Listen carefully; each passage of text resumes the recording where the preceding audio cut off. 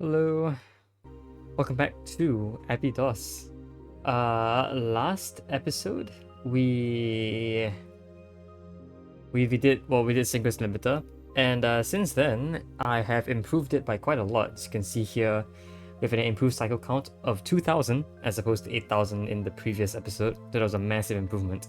Probably an improvement in icons and space as well. The general idea I had with this one was, if you remember, there would have been these things over here. These what am I saying? This signal caller. Previously, I didn't have a signal caller. I had a signal caller at the end of every one of these modules. And so what happened was that caused a lot of delay, because if a fourth distinct signal repeated again, I have to take all this super long route down here. So I just put the signal at the very beginning where everything would pass through. Even the 0 has its own signal here as well. So you get a very pretty speedy output of your first signal before the 0 comes out. The waiting is technically required to let all of this pass through first, so that the 0 can sweep through everything and set it back to 0. But yeah, so it still keeps its modularity.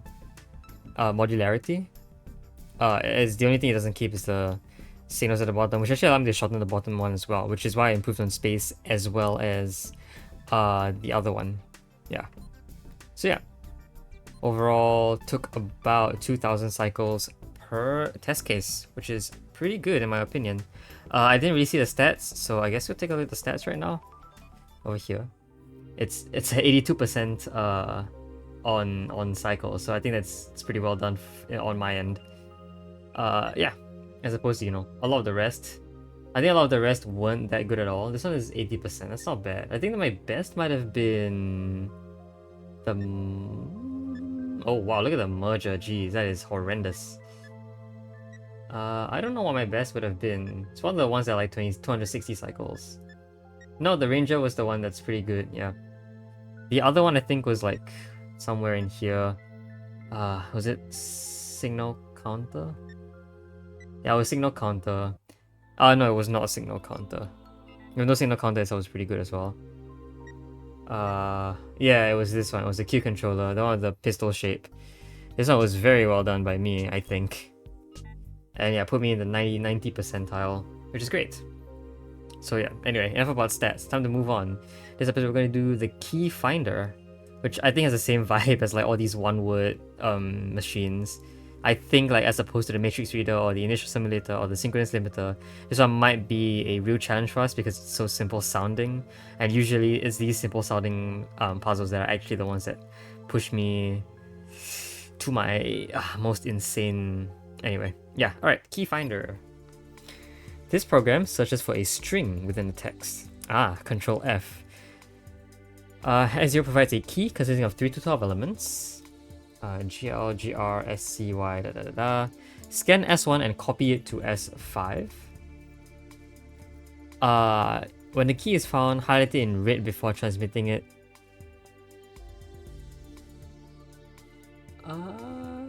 Okay. Why copy to S5 first though? I don't see it being copied to S5 at all. And continue searching from the character immediately following the last match. The key may occur at the beginning of S1. It is also possible for multiple keys to appear consecutively without separation. I can see that in this long string here and in this long string here. And multiple times the key appear in consecutive order.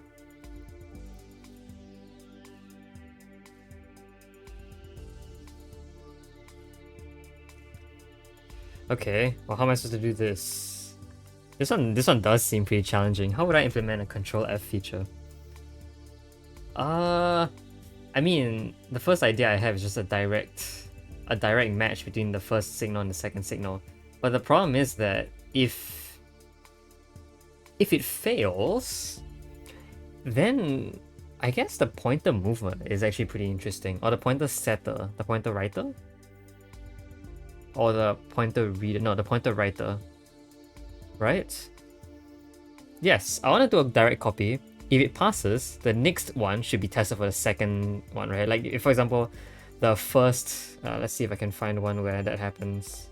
Yeah, Oh wow, Jesus.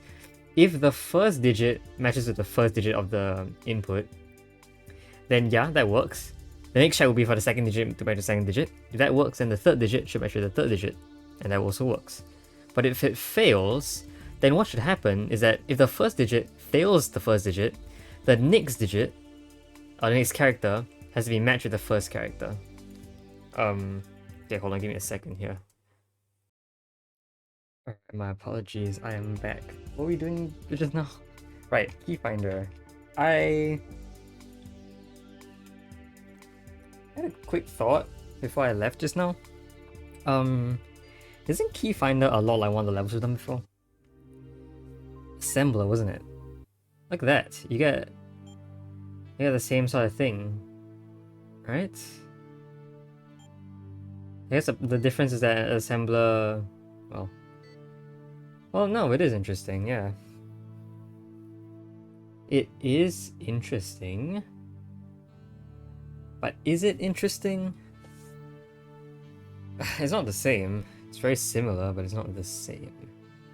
Could I do something that is like the assembler? Okay, see, the difference between... Oh, not the difference. The thing about this is that I can do the checks. And if it fails, then of course we can start. We can keep going. But if it passes... Like, okay, so we have... This one is GLGRS, right? It starts GLGRS. It could pass the first few. It could pass a G, L, G, then the fourth one could fail. So you have to make sure the full sequence is true first before passing. And I'm not sure how to make that work. There are kind of a lot of issues with it right now, but yeah. A lot of issues with it right now that don't really work. If it fails, everything that has been in this checker has to be coming out white. If it passes, then everything in this checker has to be red. But we won't know if it passes or fails until the check is done. Which means that we have to hold a potentially 12 long sequence until the pass occurs. So it's like, if the pass is true, or if the test comes true, then we store it in this like storage unit. And then if the test is true for all up to 12 elements, we release the storage unit sending in all as 12. But if at any point the number is... if at any point it fails, we release the storage unit sending everything out as white. I could do that. I could do that.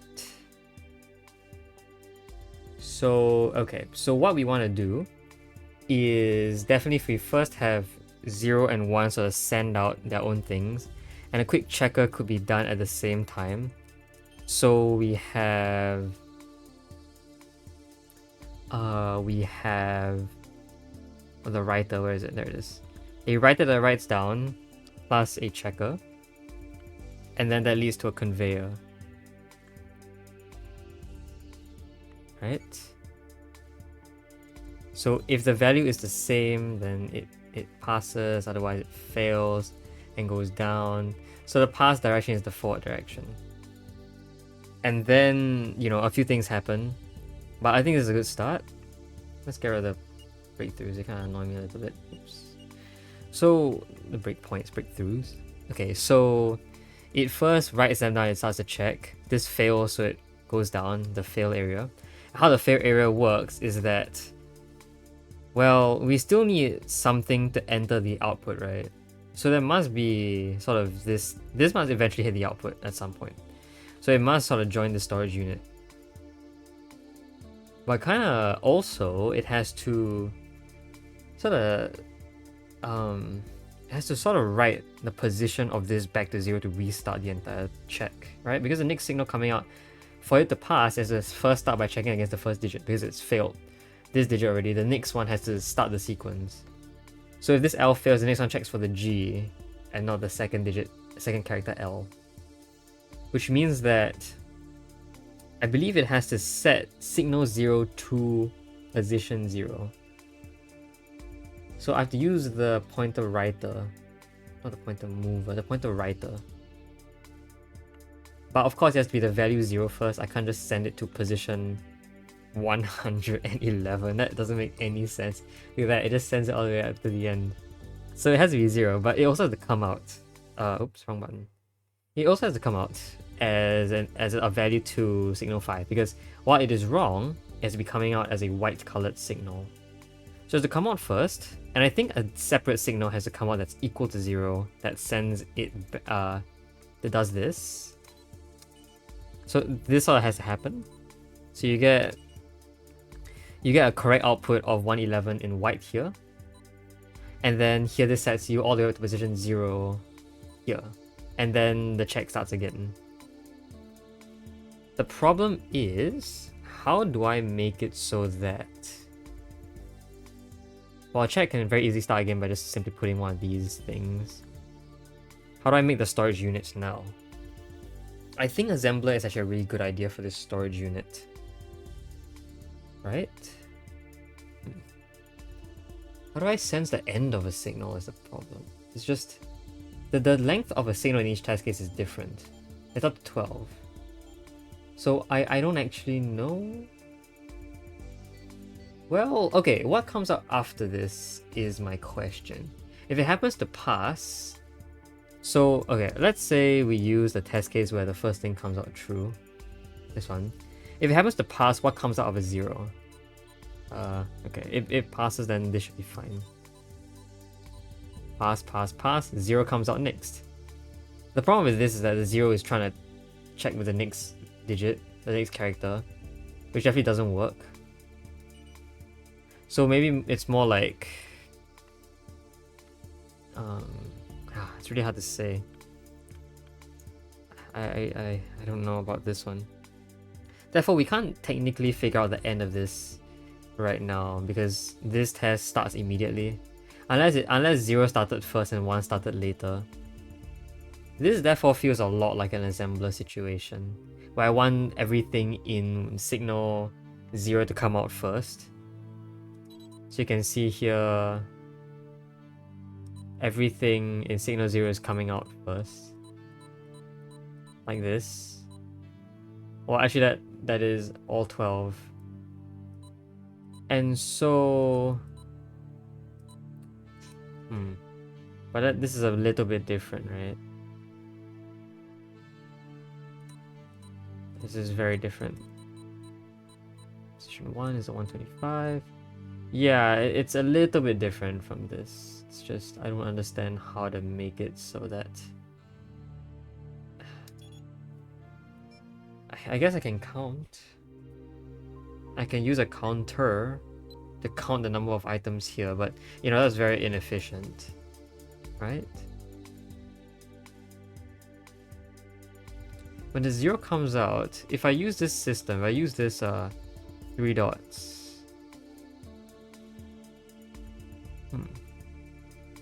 Well, what I can do is that this 0 can actually have the test for 0 a lot earlier. So like, it can test for 0 now. I'm pretty sure a 0 will never come out as one of the digits there, right? I don't know, but it looks like it's all letters, so let's assume that 0 never comes out in any of these test cases, of which I had 20. I don't know if it's stated in here. It's due to 12 elements, but you know. Never say that it's non-zero, but it's okay. So yeah, when a 0 is reached, it just sends out this way. But otherwise, we'll call out a 1 at this point. And so what happens is that when this 0 is detected... Actually, let's go to that case again. Yeah. So this will basically work similar to how the 0 was in this position before. And then at the very end of this sequence, you could call a 0 out. But it's slightly inefficient, but at least it worked. And when a 0 is called, it doesn't call out this 1, so you don't actually get... You don't actually get a check. You don't actually get the next thing coming out of the 1 value. So when the 0 comes out, it will... it has to be this. My gosh. Yeah. It has to be sort of like this. And that 0 can... Well, I mean, that 0 can actually pretty efficiently just send this back. And then this. And it kind of works the same, doesn't it? No, this has to be another 0. But it's the exact same, right? Where once that 0 occurs, it gets sent all the way back to the start, and then the same checks occur again. So it basically resets the entire system. It's like how when this 0 comes here. Yeah, that feels like it. Okay. Now is the actual storage unit that I need to build. The actual storage unit. How would I like to build it? I can make it a set length. So I can time this 0 to come out at any distance after the 1 comes out.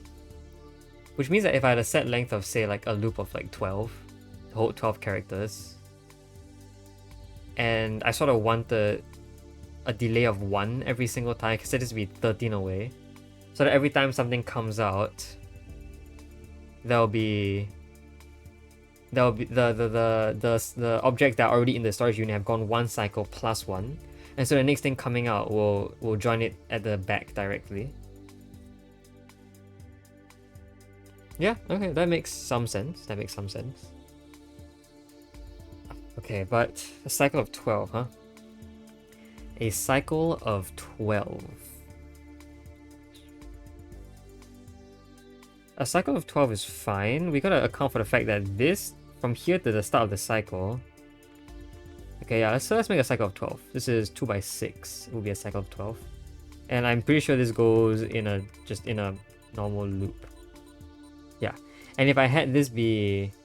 It's a cycle of 12 minus the 1, 2, 3, 4 steps it takes to get here is 8. Which means this top here requires a total of 9 cycles from this.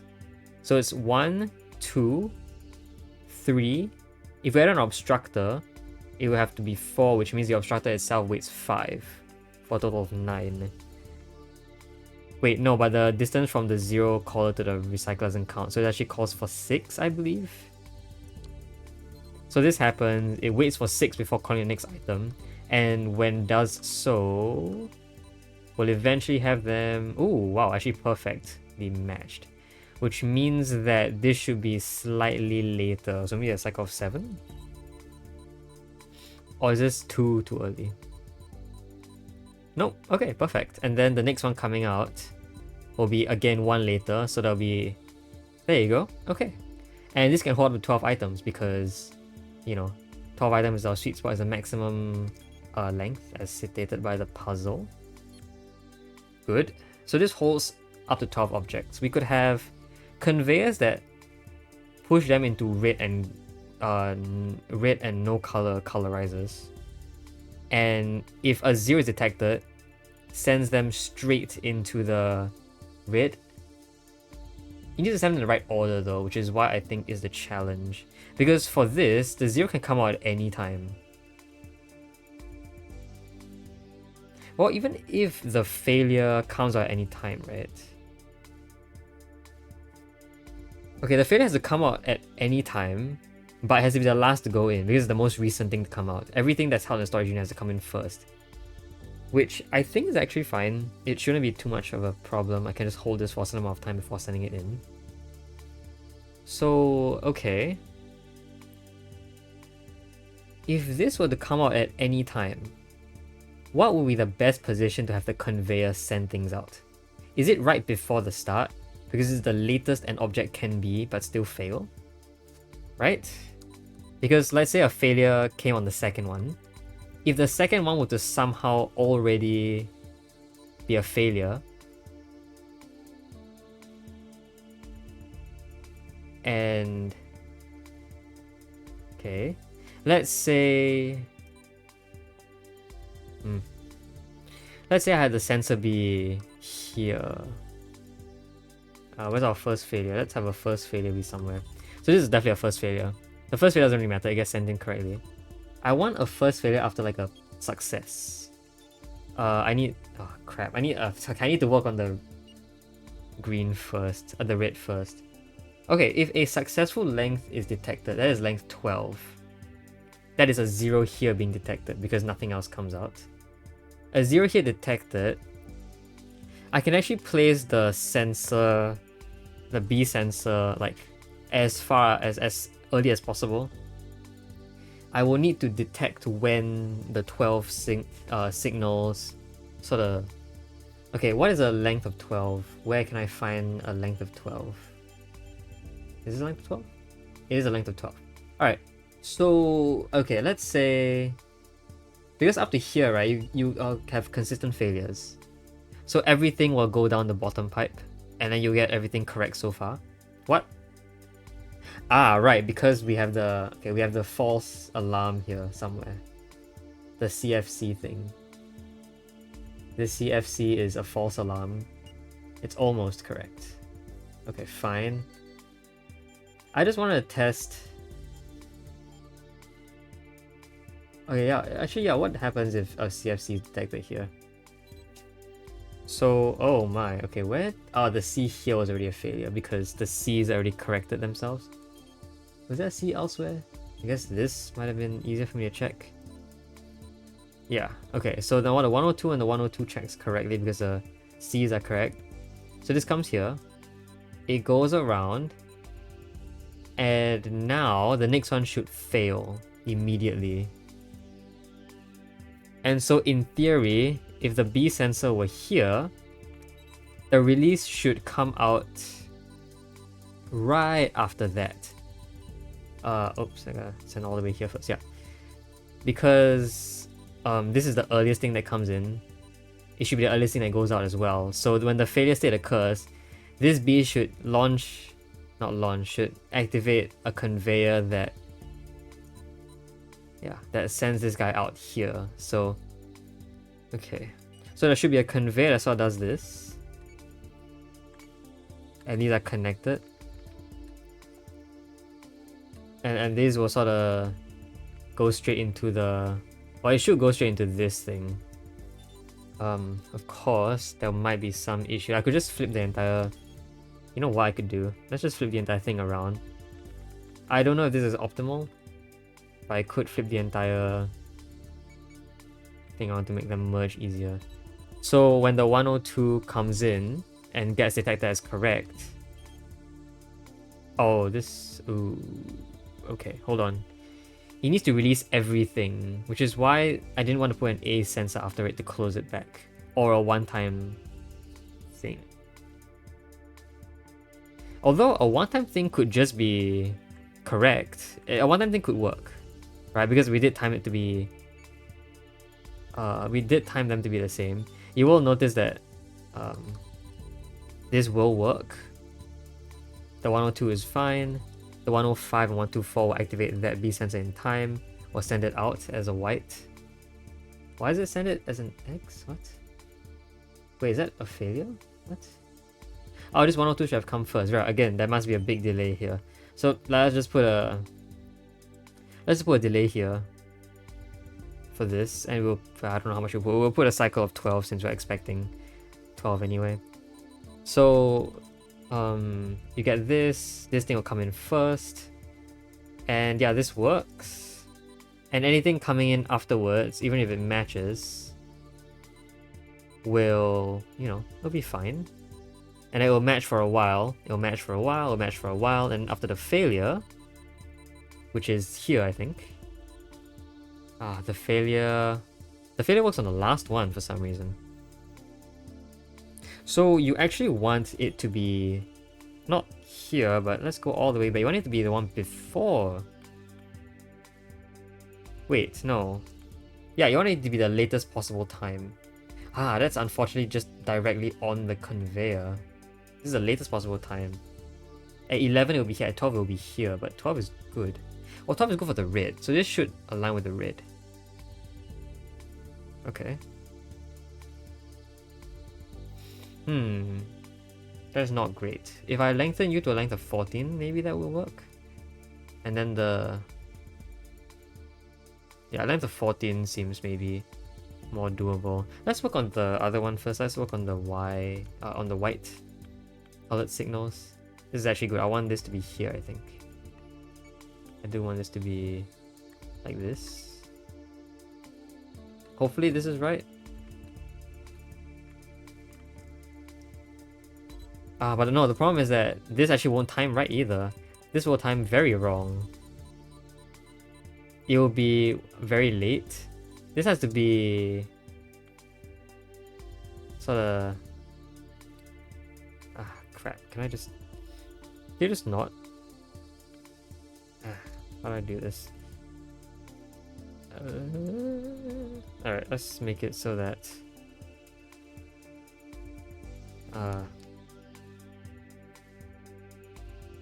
Okay, if I stretch this out by 1 to give some space, does an 8 on this obstructor work to do the thing that I was supposed to do?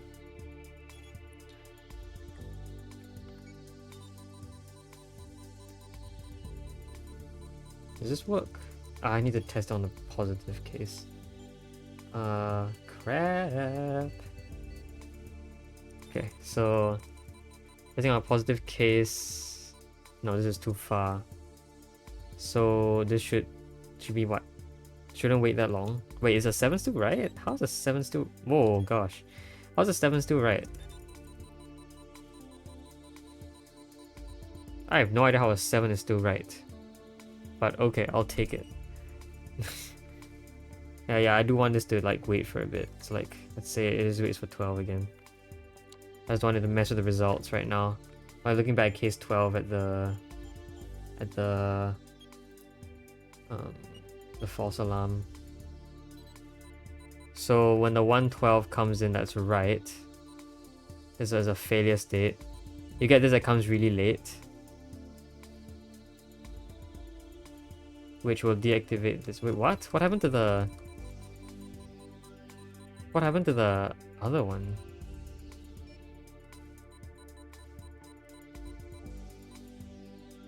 Why is it already... Oh, because it's B. Again, this shouldn't activate until a failure occurs. Wait, well no, that's fine, right? The failure should occur. Yeah, this should just go in. Wait, no. No, hold on. Yes, wait, I'm confused. Is it actually... I need to check with the longer chain. This is right so far. The longer chain holds it. The 10... this is a consistent fail, yeah. A consistent test and a failing test. Of course it keeps getting whited because it's supposed to be consistently whited. However, my machine should technically pick these up as almost corrected. So like, it's all the way correct until it reaches here, and it will start sending out reds for no reason. Whites for no reason. So yeah, there must be some way to set this back to A after every one of these, but it shouldn't. Nah, okay. Let's go back to R here. I'm gonna check very carefully what's going on. So the 102 is sent out. Because the 102 matches, it goes into the storage unit. This should be an A. Okay, so let's say there is no connection here. What happens is that this 102 matches the 102, it stays in the unit, and this 124 activates the B sensor very slightly later. Like that. The problem is, how do I make it so that this stays... Wait, no, hold on. If this is the first thing to hold...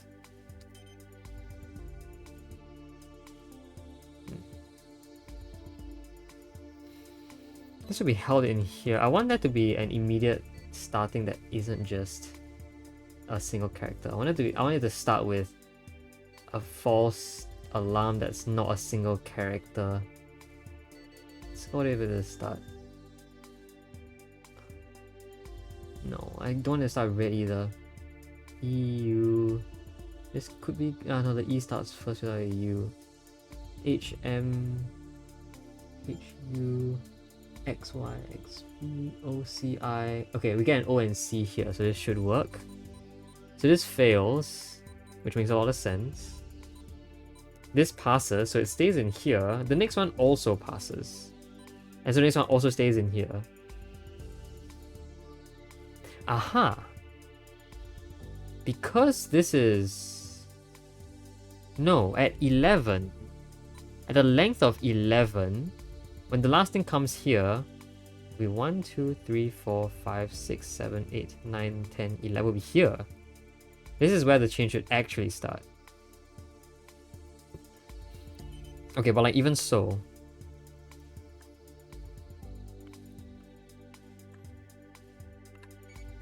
let's say that's actually where the chain actually starts. It starts as a failure yet. Okay, so this fails as expected. The next one comes in. The next one is held in here. Why would it be sent out? Because the B is a wrong B. It needs to be an A. It needs to become an A. Actually, yeah, if I then continued by resetting this to an A, to its A state, what is the issue? It sets it back correctly. The 15 goes in. The 15 wouldn't set it back to A, so everything else works. When the next failure is detected, that's the part where I need to actually work. The failure detected after this string.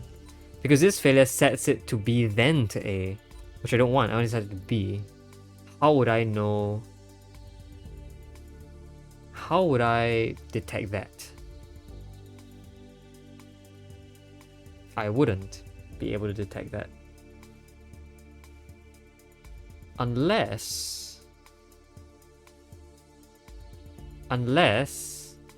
at every point along that loop, there's a conveyor sending things out. Which makes zero sense to me. But maybe it could become a straight line, where there's a conveyor on every line and that conveyor sends something upwards when this is detected to be false. Yeah, see, but the problem is it wouldn't be stored in a loop, which makes it very unlikely to work. Unless it is stored for long enough that you can do 12 tests before ending up on the conveyor. That itself already seems very challenging, but I think I might have an idea that works. Okay, let's leave this be first. I want to copy this onto another save just to make sure I don't lose this. So what I want to do is I want to be able how do I do this? Get rid of you, get rid of you. I want to be able to hold things for long enough. I want to hold it for 12 okay. I want to put it in a series of obstructors. So since each of these tests lasts for... How many turns does each of these tests last for? 1, 2... It lasts for 3. Right? I could have a series of 12 obstructors of length 3. Of course this wouldn't work, but like... Let's say we have some number of obstructors at the end of 3. You get a set of 3, then a set of 3, then a set of 3. And I can set these all to 2 because technically speaking, they already move 1, which takes up 1 amount of time. Wait, what? What? Is this what? Oh, this is a 4, what? There's no way this is a 4, is it? Was a 4 actually? I think a 4... Wow, okay, a 4 is it. So yeah, this doesn't really work though. Because this tests things in groups of 12. Which obviously won't work for things that are for like groups that's 1 and 12. It also won't work for like intermediate failures that are also shorter than 12. Or intermediate failures that are in fact not a multiple of 12 at all. It just wouldn't work. But how would I suppose that the initial tester is still required, right? The initial tester. So it's after this tester where the passing objects are the ones that are sent into this sequence of obstructors. The issue is we again don't know the length of this, so we're not actually given any good length. If we were, like in that signal normalizer, we could maybe have some conveyors. Move stuff around. It's sort of like that idea. But the thing is, I need to be able to hold up to 12 items with this.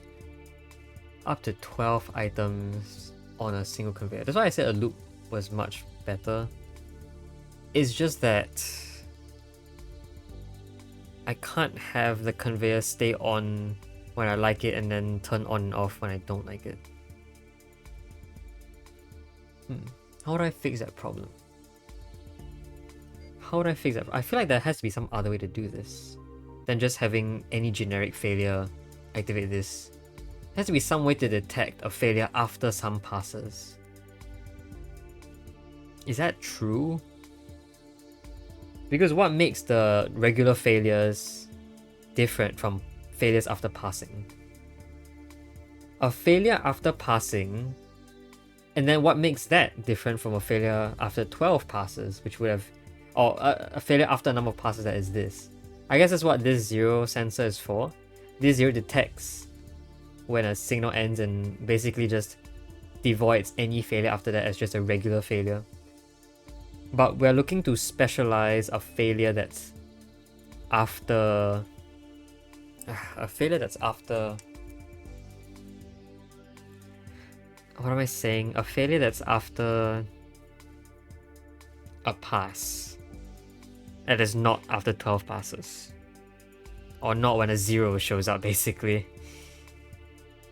That one already fixed. It's the one, yeah, a signal after 12 passes. I guess, okay.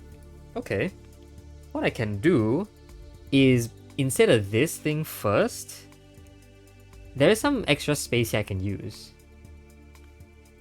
So I do still want all of this to occur. I want all of this to occur kinda not here. So this B can stay, I guess.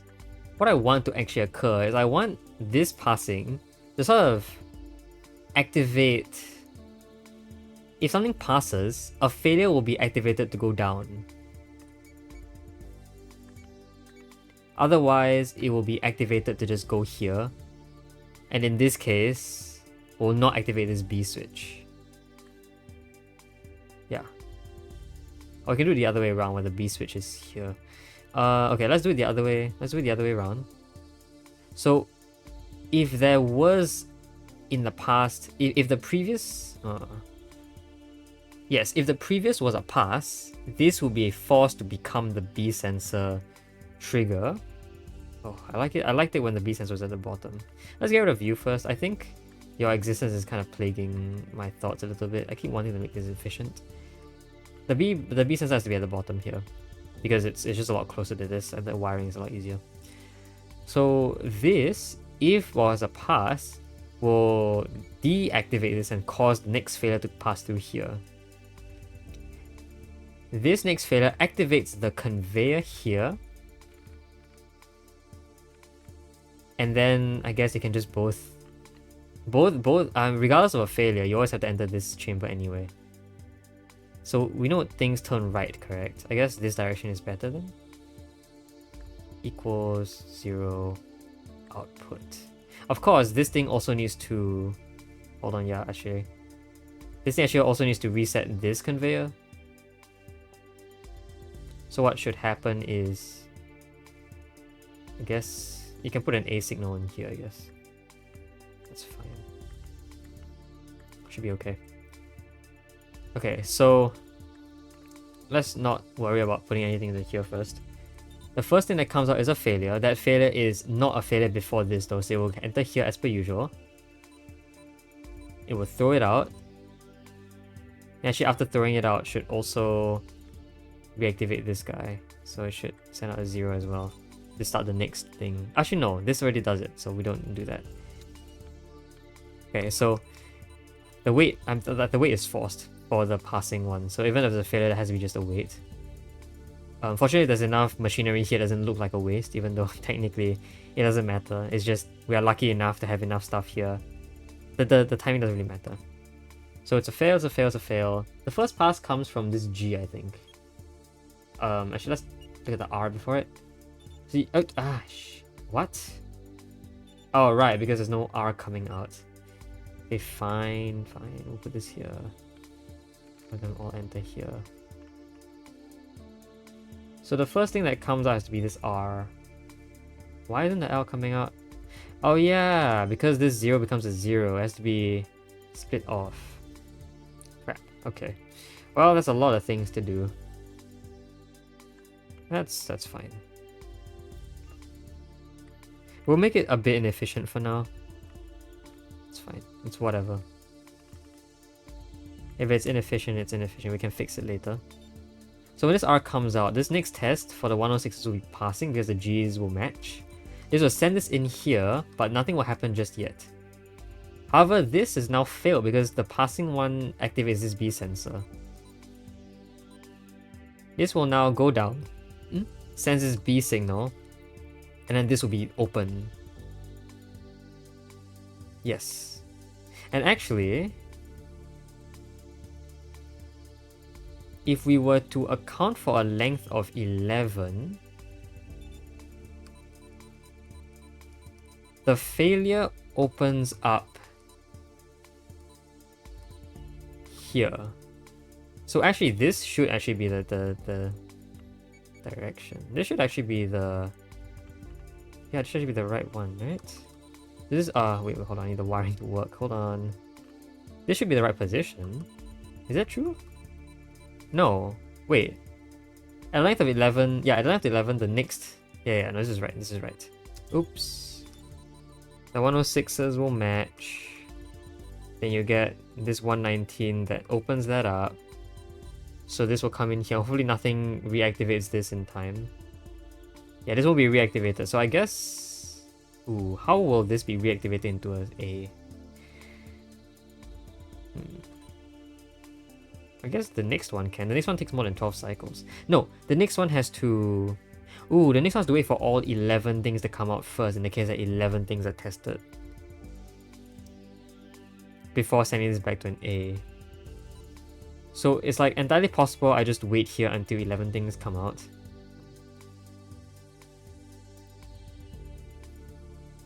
Eight? I guess it could wait for 8. And also activate this as a blue? No, it's just not gonna work.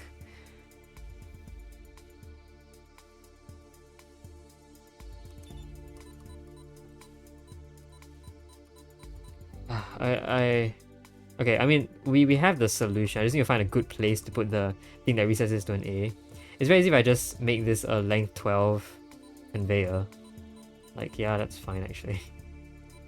Or a length of at least 12 conveyor. That's gonna make things very inefficient. 1, 2, 3, 4, 5, 6, 7. Actually, this should be fine if I don't even need this. 1, 2, 3, 4, 5, 6, 7, 8, 9, 10, 11. Good enough.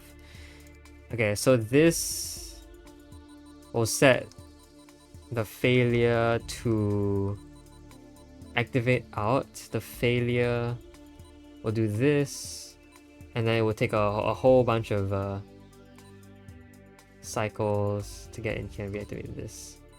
Of course, there will need to be some waiting here to be done as well. I think like up to 11 cycles. Let's hold this for a bit. So let's say 12 cycles, just to be safe. So you get this to fail. This should come in first. The 119 is a failure, right? The G should come in first. 119 is S, am I right? Yeah, so the S is very, very, very early. And also this thing... Ugh. Okay. Hold on. Okay, I want to balance it out. This is 1, 2, 3, 4, 5, 6, 7, 8, 9, 10, 11. Okay. If it takes 1, 2, 3, 4, 5, 6, 7 right now, then it should be pushed out. To balance this out, this should be pushed like a distance of 4 forward. This should be stretched out a distance of 4. I think. If I do the math right.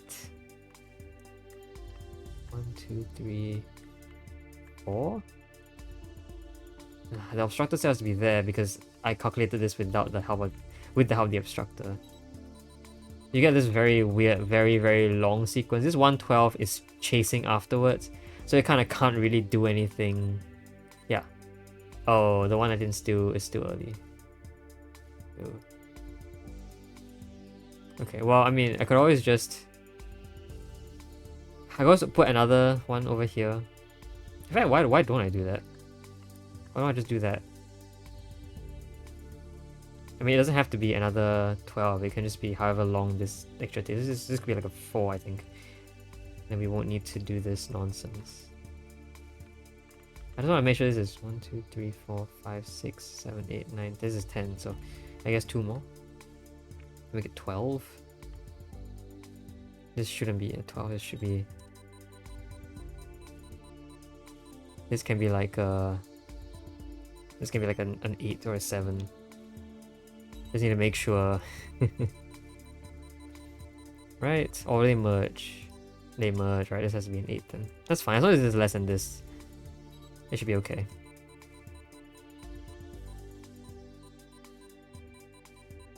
Right. Then another G comes out. The G is going to be held. And then the M is going to break it. And when the M breaks it, the M is going to come after this G. So the same thing happens.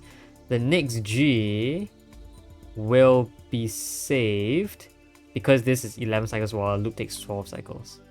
So the next G is correct. And so at this point, you'll start getting the full set of 12. Or the full set of however long this is. And then the 0 here will be the one that activates everything. So when the 0 comes out, I need to make sure... Okay, when does the 0 come out? I just need to check. The 0 coming out has to do the activation. The 0 comes out. So the 0 activates this B sensor over here. This B sensor at a length of 12. This is a chain, right? It goes this way. At a length of 12, the start point should therefore be here? Or would it be, or should it be here? I think it should be here though. Ooh, that's actually very, very unfortunate. Right? Yeah, this B sensor should be here and then it sends everything out. I guess technically speaking, I have a bit more space than I think I have. I can actually also make this like a longer rectangle, honestly. Let's just make this a longer rectangle. So a length of 12, right? 3. I can make it a square.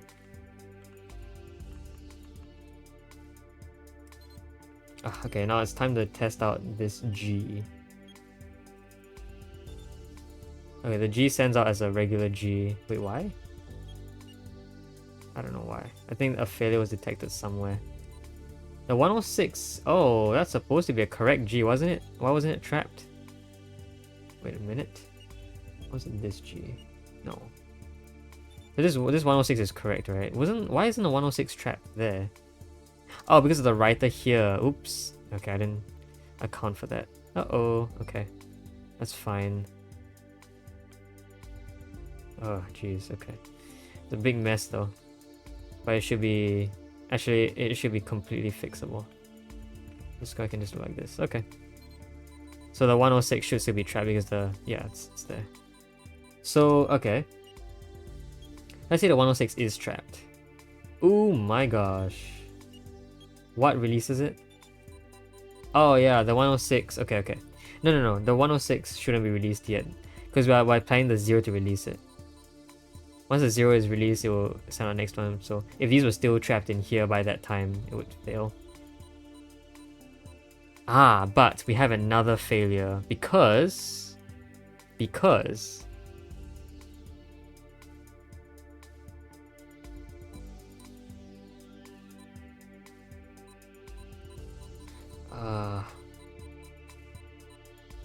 B sensor should be in a position where this is also the exit.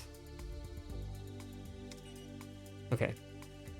So B sensor should also be in a position where there's the exit. That is actually pretty easy to accomplish by simply doing this, plus an obstructor of some type. So when the entire thing is trapped, and the 0 comes out, which will be in a while. Actually, let's have the 0 come out like the Y, the M here, the Q here. Yeah, when the Q comes out. So this is the last thing in the loop, right? This is 9? Yeah, this is 9. the 0 should come out in a position where this is also the exit. So about now, let's just subtract 3 from this. It should be a 4, right? The 0 comes out, yeah. And then this will also do this kind of thing. Hopefully there isn't a need for this A as well, because the A here will also have done that trick. So when the 0 comes out, you get this mess, and the entire thing comes out. And then it will be reset by the time this 106 comes in, hopefully. Yes. And then it could be in such a way that a new path is drawn of the same length that also results, that instead results in a colorization. How would I do that? It needs to not only activate this B, but another sensor, another conveyor that turns things red. Okay, I might need to deal with these guys, but it should be fine. These obstructors are basically just placeholders for a lot of space, so I can stretch them out a little bit and decrease their value. What I would like to do is, I can put this in the corners, fine. When it comes out through here, okay, let's get rid of the white thing first. I want there to be 2 lengths of, how long is this? 1, 2, 3, 4, 5, 6, 7, 8, 9, 10, 11, 12, 13, what? 1, 2, 3, 4, 5. Oh, because this A is shifted by 1. Honestly, it can be shifted by, I guess this is fine. But we already checked to the length of 12, it barely works. So we'll leave it here.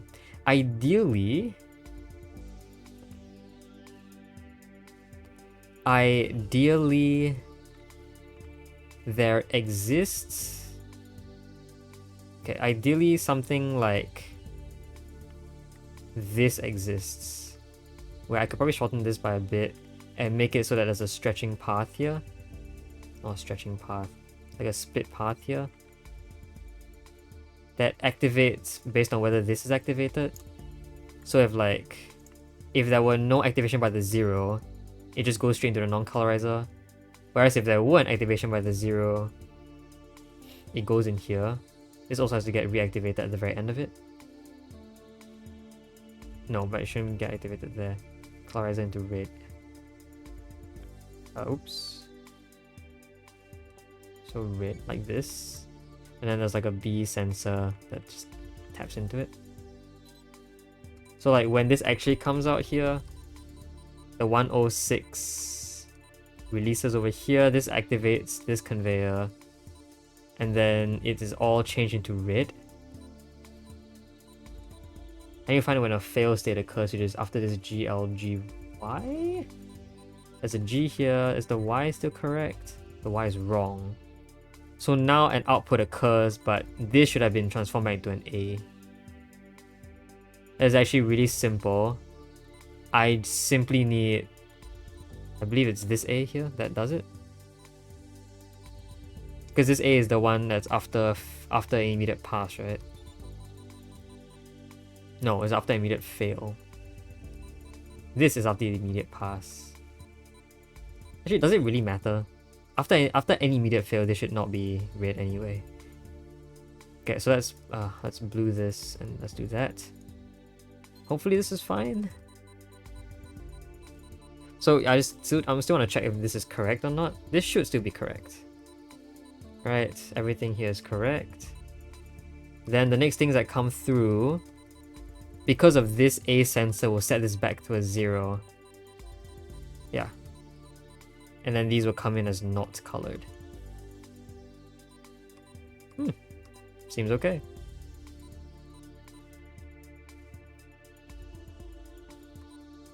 I find it very interesting that I need to use 2 obstructors here. But it's because in a full cycle you have 2 things that are held in place here, so can't really do anything about that. So question is, does this work at all? It works on all but the almost fails. So, oh no, the rest of the passes, it works on some passes but not others? Why? Wait, let me check that. It's a very interesting... wait, what did I... Oh, I put a breakpoint here. So why does this fail? So we're looking for a pass, right? There's a G that ends in already? Why? Oh, because... Wait, why? Isn't this a fail? This G is... Wait, there's a G that already entered? Okay, let's see. Is this L? Look at the L. L is here. There's another G that's a pass. That G is a pass. Next is a fail. The fail goes in. Is held. This fail is not a fail. This fail is a pass. Wait. No, it isn't. This fail is the... What? No, this fail is the pass for the next... Oh crap. Okay, this is... Okay, I see why.